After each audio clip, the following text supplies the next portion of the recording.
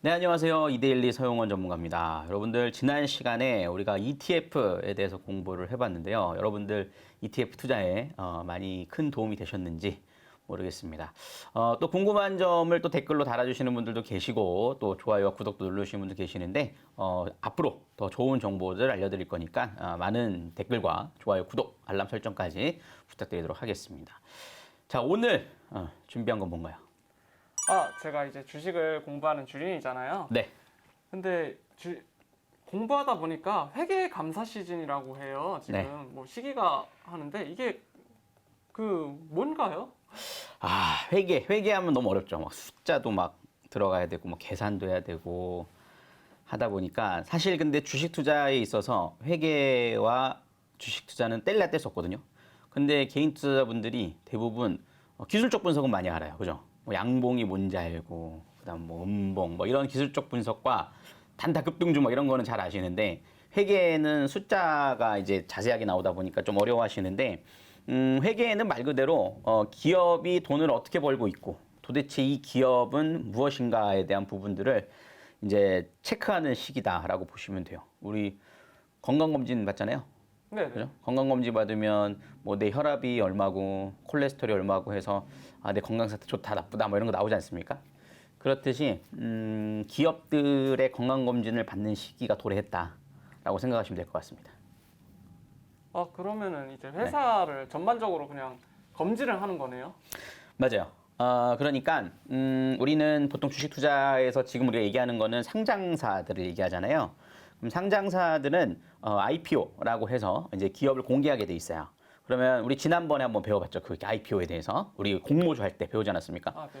그때 이제 기업을 공개했다라는 것은 기업의 매출, 그 다음에 영업이익 또는 자본, 자산, 부채 이런 부분들이 어떻게 형성이 되어 있는지를 항상 분기별로 보고를 하게 되는데 그것을 이제 한 해가 끝났잖아요. 지금 우리 3월 달이죠.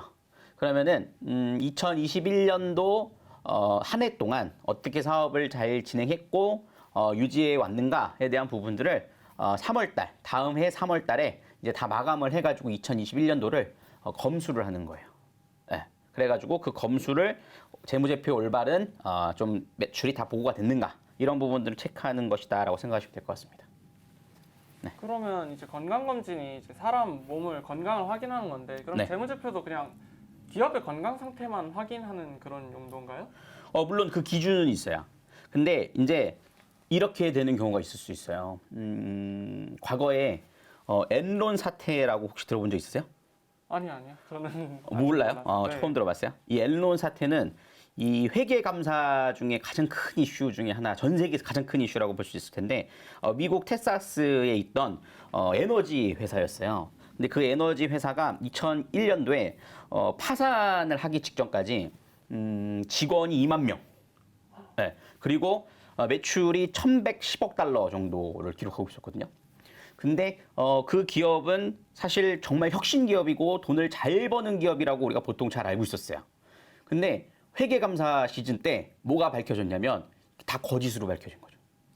그래가지고 매출이나 그러니까 건강검진이 잘못 작성이 돼 있었던 거예요. 의도적으로 그 대표에 의해서. 그러다 보니까는 갑자기 이 기업이 상장 폐지가 되고 기업이 사실 돈을 벌고 있는 줄 알았는데 못 버는 기업이었다. 이렇게 해가지고 파산을 해버리는 사건이 이제 엔론 사태라고 하거든요. 이런 경우가 보통 회계감사 시즌 때 많이 발표가 된다라고 생각할 수 있겠죠. 엔론 사태 아시죠, 대리님? 아니요. 처음 들어보세요? 되게 유명. 이거는 회계 시간에 배우면 처음 배우는 이게 천연가스가 어디 있단 말인데 다 뻥이었어.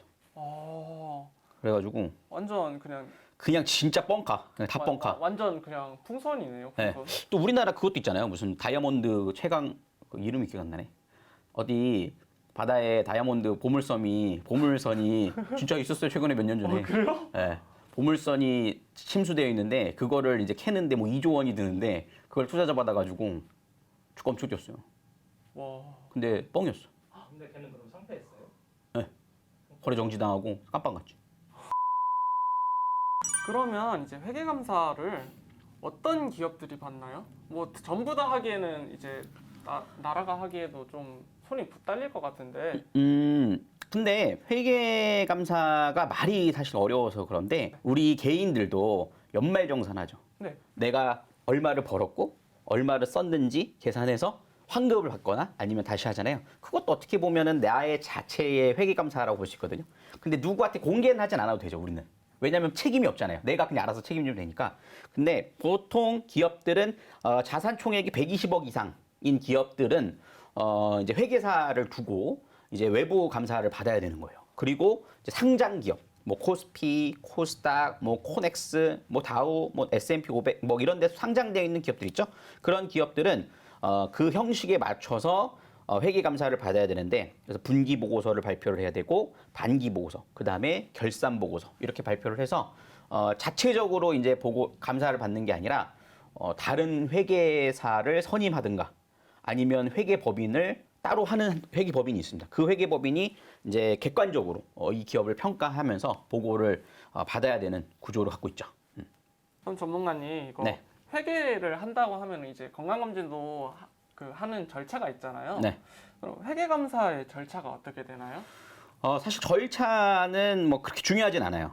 그래도 그냥 아는 차원에서 우리가 배워준 차원에서 한번 보면 뭐 사전 점검하고 검토를 먼저 하고 그다음에 이제 감사 절차 계획을 세워가지고 기업 탐방을 합니다. 그래서 기업의 이제 재무제표를 보고해서 리스크를 분석하고 감사팀을 구성하고 체증하고 벤치마킹. 그다음에 사후 관리 및 감사 의견을 표명하고 이렇게 되는 건데 여기서 제일 중요한 거는 이제 의견이 어떻게 나오느냐. 우린 이것만 보면 돼요. 그러니까 앞에 과정은 사실 뭐 그냥 자동적으로 흘러가는 절차로 맞춰지는 거고 우리 이제 투자자 입장에서 우리 주린 입장에서 기업을 볼 때는 감사 의견이 어떻게 나왔나 이거를 측정하는 게 가장 중요하다라고 볼 수 있겠죠.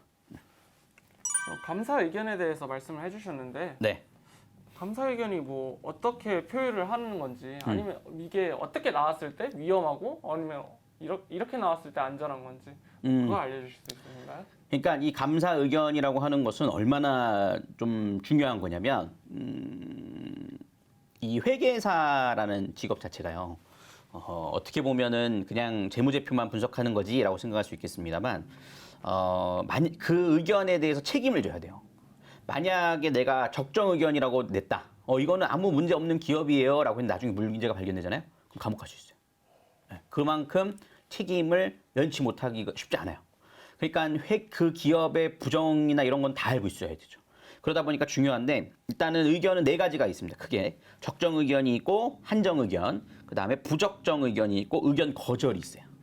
차례대로 나쁜 거다라고 생각하시면 되는데 처음에는 적정하다. 이거는 뭐 말 그대로 문제 없어. 이렇게 보실 수가 있어요. 그러니까 회계가 실적이 좋고 나쁘고는 사실 뭐 중요도 할 수 있겠지만 그것보다도 제대로 기장이 되어 있는가. 그러니까 예를 들어서 우리가 뭐 구멍가게를 하는데 뭐 1,000원짜리 물건을 샀는데 원래는 1,000원짜리가 아니라 1,200원짜리 팔아놓고 아니 1,000원짜리인데 1,200원에 팔아가지고 200원 내가 주머니 인마이 포켓을 하잖아요. 그러면 그걸 기업 입장에서 보면 그러니까 부정이 일어난 거죠. 그죠? 우리는 뭐 그냥 할 수 있겠지만 기업 입장에서는 그런 것까지 다 기록이 돼야 되거든요. 그러니까 그런 식의 그 절차들이 장부와 실제로 맞나 안 맞나를 체크해가지고 맞다. 그러면 이제 적정 의견을 제대로 내는 거고 이제 한정 의견이라고 하면 전반적으로는 괜찮았으나 근데 조금 증거가 좀 제대로 된 자료가 아직 조금 미흡하다. 이럴 때 아니면은 조금의 재무제표가 안 맞는 부분이 있다. 이럴 때는 한정 의견을 낼 때가 있어요. 그러면 아무래도 주가는 한정 의견이 나오면 위험성이 있으니까. 물론 그거를 회사가 다시 자료 제출을 하면 됩니다. 무슨 소리야. 너가 잘못 본 것 같아. 내가 아직 재료 제출 못한 게 있어. 이거 다 보고 제대로 다시 파악해봐. 그래가지고 제대로 만약 됐다면 다시 적정 의견으로 돌아갈 수 있어요. 한정 의견이 이제 그런 식으로 이제 발표가 되는 거고, 그 다음에 부적정 의견은 이제 이거는 뭐 그냥 사기다. 이렇게 판정이 됐을 때 이제 부적정 의견이라고 이제 회계에서 발표가 되고, 마지막 의견 거절은 이거 볼 필요도 없어. 이거야. 볼 필요도 없어. 이거는 완전 쓰레기야. 이렇게 할 때는 의견 거절. 왜냐하면은 내가 책임져야 되잖아요. 그죠? 만약에 우리 PD님이 회계사예요. 근데 기업이 예를 들어서 오스템 임플란트라고 한번 해봅시다. 이번에 사건이 터지지 않았습니까? 개인 뭐 직원이 몇 천억을 횡령을 했으니까. 근데 그거를 만약에 내가 회계사로서 봤어요. 그럼 그거에 대해서 제대로 발표를 하면 되지만 이거는 근데 자꾸 회사는 아니라고 하는 거죠. 그럴 때는 그냥 의견 거절을 내버리는 거죠. 그러면은 이제 문제가 되는데 보통 한정 의견부터는 조금 문제점들이 발생을 해요.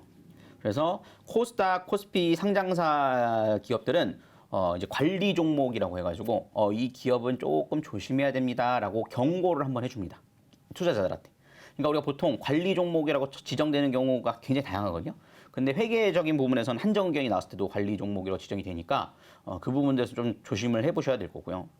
그 다음에 그것을 이 회계연도 동안 계속 한정 의견이 되잖아요. 그러니까 빨리 해결을 해야 되거든요. 아무리 전년도가 문제가 됐다 하더라도 만약에 내후년이 지나갔어요. 그래도 계속 해결을 해야 돼요. 단적인 예로 최근에 있었던 일인데 셀트리온 사건을 하실 수 있을 거예요. 2018년도부터 최근에 셀트리온이 몇 년 전에 회계 부정에 대한 여지가 있다라는 거에 대해서 금감원에서 이제 제재를 걸었죠. 그러다 보니까는 셀트리온 헬스케어나 셀트리온 제약, 셀트리온이 주가가 막 하락을 했어요.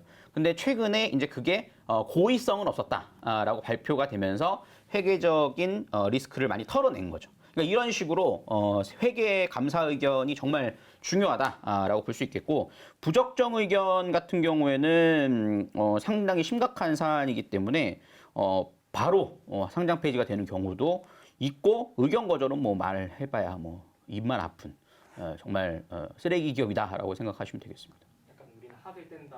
네, 그쵸, 학된다라는 거죠. 네, 근데 혹시나 근데 우리가 제가 이거를 말씀드릴 때 내가 피하면 좋아요. 근데 나도 모르게 그렇게 터지는 경우도 있거든요. 그렇죠? 그럴 때는 한정 의견일 때는 그래도 조금 체크를 해보는 게 좋을 것 같아요. 그러니까 가끔 이런 경우가 나타나는 경우들이 있거든요.